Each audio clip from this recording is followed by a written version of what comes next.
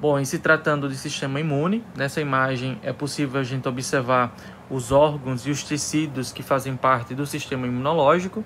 Em verde, na forma de cabos, a gente consegue observar os vasos linfáticos. Essa aula a gente não vai discutir sobre a estrutura e a função dos vasos linfáticos, mas observem que os órgãos, como o baço e até mesmo como o timo, eles são conectados a uma série de linfonodos que são espalhados por todo o corpo. Acredita-se que existam cerca de 500 linfonodos espalhados por todo o corpo. Eles são ligados através dessas estruturas que nós chamamos de vasos linfáticos. Como nós já vimos anteriormente, os órgãos do sistema imunológico, eles podem ser classificados em órgãos linfóides primários e órgãos linfóides secundários. Essa classificação ela é basicamente funcional, porque os órgãos linfóides primários eles são produtores de células do sangue. É o local, por exemplo, onde as células tronco pluripotentes hematopoéticas elas vão sofrer o processo de diferenciação e dar origem, por exemplo, às células que estão presentes na circulação periférica.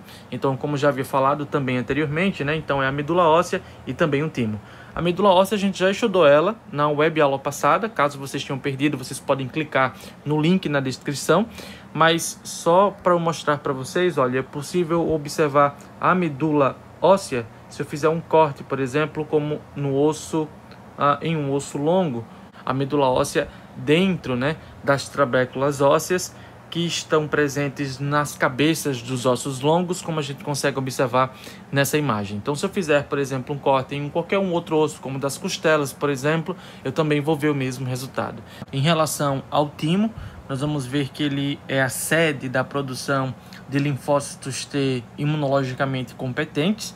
Esse órgão apresenta o máximo de atividade durante os primeiros anos de vida de um indivíduo, mas à medida que o organismo humano ele atinge a maturidade sexual, portanto, após a puberdade, o timo ele entra em um processo de involução tímica e então o tecido tímico ou o tecido linfóide ele vai sendo substituído por um tecido adiposo. O timo ele está localizado numa região que nós conhecemos como região de mediastino.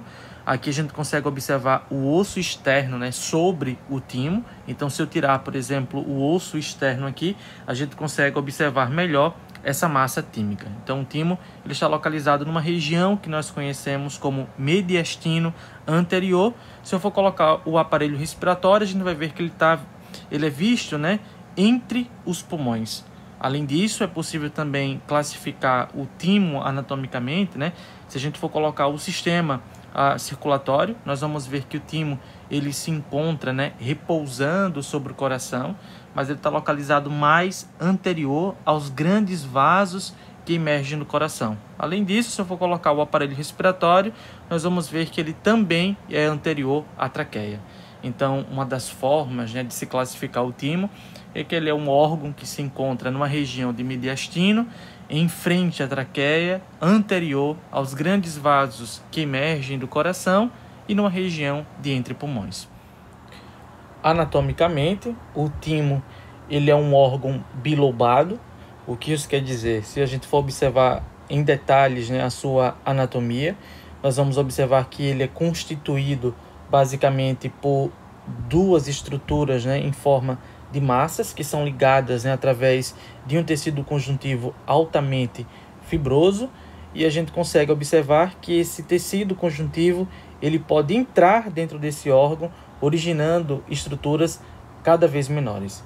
Então, se a gente for pegar um pedaço desse timo aqui e levar para o microscópio, nós vamos ver a histologia do timo. Nessa imagem, a gente já consegue observar um pouco sobre a histologia do timo. É possível observar as estruturas tanto de parênquima como também de estroma do timo. Essa coloração é uma coloração básica de hematoxilina e eosina, onde se pode observar regiões densamente coradas e regiões que são fracamente coradas. Aqui, a gente pode observar a cápsula do timo, que envolve um lobo do timo. Agora há pouco a gente viu que o timo ele é um órgão bilobado, portanto eu peguei um lobo do timo e estou aqui apresentando de que essa estrutura ela é formada. Então aqui a gente observa a cápsula do timo, envolvendo, né, toda a estrutura de parênquima.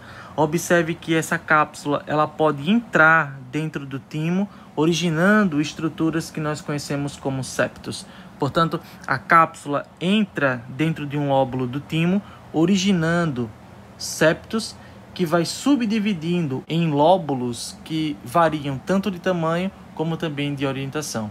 Observe que esses lóbulos, né, eles são estruturas incompletas, mas que apresentam tanto uma região densamente corada, que nós conhecemos como córtex, que está voltada mais para a periferia, e uma região mais interna e mais clarinha, que nós conhecemos como medula.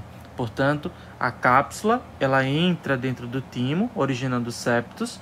Os septos subdividem o lobo do timo em lóbulos intercomunicantes, que variam de tamanho e de orientação, e cada estrutura dessa contém um córtex e também contém uma medula.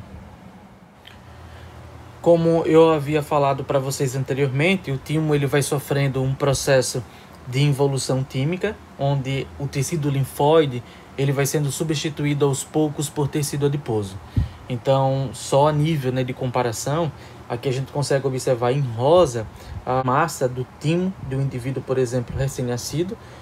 Então observe, né, que basicamente tudo que está em rosa ela vai estar relacionada à produção, né, de células, a produção de células imunologicamente competentes, como as células T, e acredita-se, né, que o timo de um indivíduo recém-nascido ele deva pesar cerca de 70 gramas, mas observe que à medida que esse indivíduo ele cresce, né, então se desenvolve em criança e chega, portanto, à sua maturidade sexual, observe que essa massa rosada, que se refere ao tecido linfóide, ela vai sendo substituída por essa massa esbranquiçada, que simboliza aqui o tecido gorduroso, né? Então, após os 25 anos de idade, acontece uma regressão muito grande da massa tímica e acredita-se que aos 70 anos de idade, a massa tímica, que corresponde, portanto, às células linfóides, ela só vai corresponder a 3 gramas.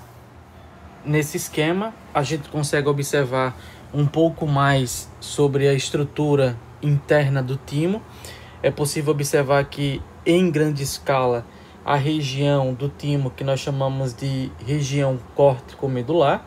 Observe que uma região córtico-medular, ela fica entre uma região de córtex e, portanto, entre uma região de medula. Observe, então, quais são as células que formam as estruturas do timo ou estão presentes dentro do microambiente tímico. Observe que existe uma grande quantidade de timócitos. Essas células elas são provenientes, né, da medula óssea. Elas saem da medula óssea como pré-linfócitos T e se direcionam para o timo, onde vai acontecer o processo de diferenciação celular, onde os pré-linfócitos T eles sairão do timo capazes de reconhecer antígenos invasores e, portanto, serão responsáveis pela defesa do nosso corpo contra micro-organismos invasores. Observe que, além dos timócitos, no microambiente tímico, é possível observar uma grande quantidade de células que estão presentes tanto no córtex como na medula, que são chamadas de células epiteliais. Aí estas podem ser corticais ou ainda podem ser do tipo medulares. Então, as células epiteliais tímicas, né, corticais ou medulares, elas são responsáveis em grande parte por fazer com que um timócito em diferenciação ou em maturação, ele consiga reconhecer antígenos próprios e não próprios do corpo. É possível observar coleções de macrófagos, tanto na região cortical quanto na região medular. Os macrófagos desempenham um papel importante no que se refere à imunidade inata, e aqui o macrófago ele vai ter um papel importante na fagocitose de timócitos que não conseguirem passar durante o processo de seleção dentro do ambiente tímico. Acredita-se que dos 100% de pré-linfócitos T que entrem dentro do timo, apenas 2% desses linfócitos sairão vivos dentro desse microambiente. E então, os 98% de células que possivelmente são direcionadas à morte, elas são fagocitadas por esses macrófagos que estão localizadas dentro desse microambiente. Além disso, observe que o timo também ele contém uma grande população de fibroblastos, esses fibroblastos eles desempenham um papel importante na manutenção da estrutura tímica, uma vez que eles são células produtoras de colágeno. Além disso, é possível observar apenas na região cortical um complexo celular conhecido como células Nurse, também conhecida como células enfermeiras. Observe que elas podem agrupar uma grande quantidade de timócitos em seu interior e acredita-se que ela tem um papel crítico na manutenção ou no cuidado desses timócitos dentro do microambiente tímico. Bom, em relação à maturação dos linfócitos T, observe que os pré-linfócitos T provenientes da medula óssea, eles adentram dentro do timo a partir da região córtico-medular.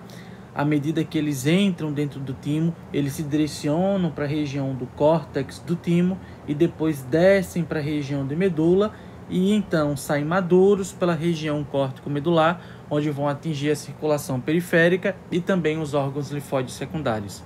No entanto, durante essa migração por dentro do timo, os timócitos eles interagem com as células epiteliais tímicas, com as células dendríticas e também com as células do complexo Nurse, caso sejam necessárias. Então, o processo de maturação dos linfócitos T ocorre dentro do timo em etapas sequenciais, que envolvem a expressão de várias moléculas de superfície, inclusive uma molécula que nós conhecemos como TCR, o receptor de célula T. Em outro momento a gente discute a relevância, desse receptor.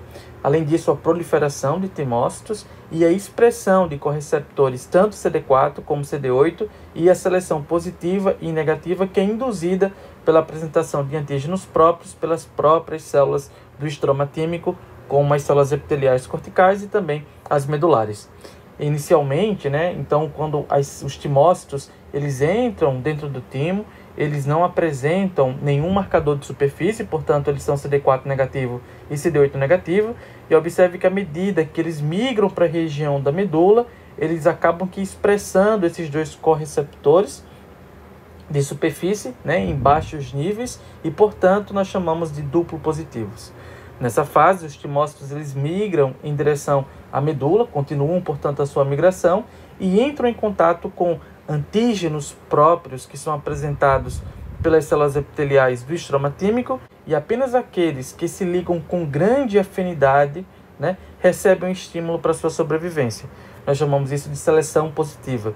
E os timócitos, cujas moléculas de superfície eles não apresentaram afinidade pelo que é próprio, eles sofrem apoptose pela falta de estímulo e, consequentemente, são destruídos e fagocitados pelos macrófagos. Nas próximas aulas, nós vamos entender que a interação de um conjunto de moléculas que nós chamamos de MHC, ou complexo de histocompatibilidade principal, que pode ser de classe 1 ou de classe 2, é quem determina a diferenciação do timócito em linfócito TCD8 positivo ou CD4 positivo. Continuando a maturação ou a migração, os timócitos que sobreviveram à seleção positiva e expressam agora apenas os marcadores CD4 ou marcador CD8, eles entram em contato na medula com células dendríticas e também com macrófagos, que são células profissionais na apresentação de antígeno, e aquelas células que apresentarem uma ligação de muita afinidade com esses complexos, eles morrem por apoptose, então a gente chama isso de seleção negativa, e as células que sobreviverem a esse tipo de seleção, elas tornam-se, portanto, linfócitos T maduros, prontos para deixarem o timo e exercerem suas funções na periferia ou nos órgãos linfóides secundários. Apenas 5% das células que entram no timo tornam-se linfócitos maduros. Esse processo de educação tímica ele visa garantir que os linfócitos T circulantes eles sejam tolerantes aos próprios antígenos, mas capazes de reconhecer antígenos estranhos ao organismo quando apresentados pelo MHC próprio. Então agora nós vamos começar a estudar um pouco sobre os órgãos linfóides secundários e vamos conhecer então um pouco sobre as estruturas que formam os linfonodos. Então a gente viu que os linfonodos eles são órgãos linfóides secundários porque eles não são produtores de células do sangue, mas são nos linfonodos onde acontece a maior parte da apresentação dos antígenos e também das batalhas imunológicas. Os linfonodos eles são caracterizados como órgãos porque eles apresentam uma estrutura de cápsula, como vocês observam aqui. O linfonodo é uma estrutura encapsulada, da mesma forma como o timo, e nós vamos ver que o baço também ele apresenta uma estrutura semelhante. Observe que vasos linfáticos eles entram dentro do linfonodo por uma região que nós conhecemos como uma região côncava. Então esses vasos linfáticos nós chamamos de aferentes, porque eles estão entrando, né, dentro do linfonodo, trazendo a linfa para que essa linfa ela seja filtrada, e então se houver algum tipo de antígeno, esse antígeno ele se é apresentado, portanto, às células que formam o parênquima dos linfonodos. Observem que o linfonodo ele também apresenta uma região achatada, e é através dessa região achatada onde vai sair, né, os vasos linfáticos que nós conhecemos como eferentes, carregando, portanto, uma linfa mais limpa e livre de antígenos. Observe que a cápsula do linfonodo envolve o linfonodo completamente, e ela pode entrar dentro do linfonodo, dentro do parênquima do linfonodo, originando o que nós conhecemos como trabéculas.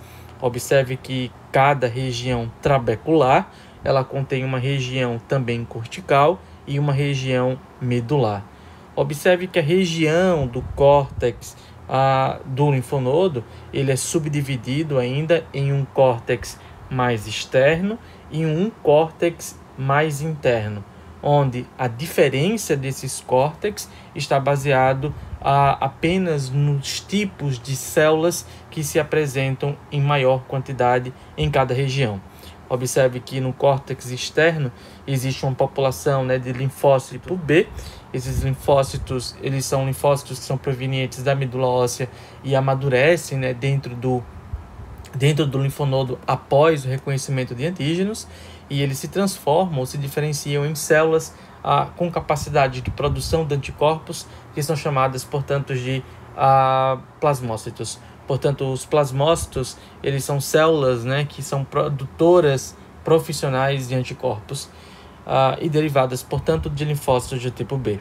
Além disso, no córtex mais externo, além dos linfócitos de tipo B, eu também possuo uma grande quantidade, além dos linfócitos de tipo B, é possível também observar grandes quantidades de macrófagos e também de células dendríticas. Como a gente sabe, essas duas células elas são apresentadoras de antígeno e que apresentam os antígenos aos linfócitos de tipo B para que eles se tornem ativados.